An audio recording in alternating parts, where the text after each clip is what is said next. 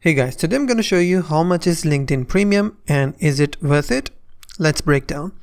LinkedIn Premium costs between $30 and over $100 per month, depending upon your needs, whether you're a job seeker, recruiter, or a salesperson.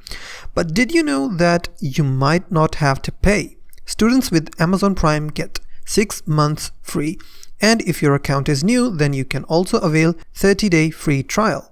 So is it worth it?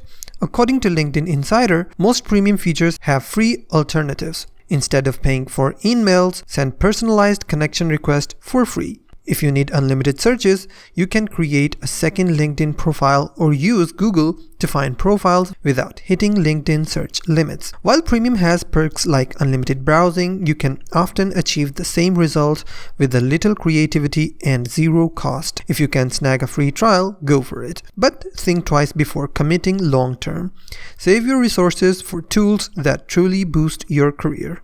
If you find this video helpful, please hit the like button and don't forget to subscribe.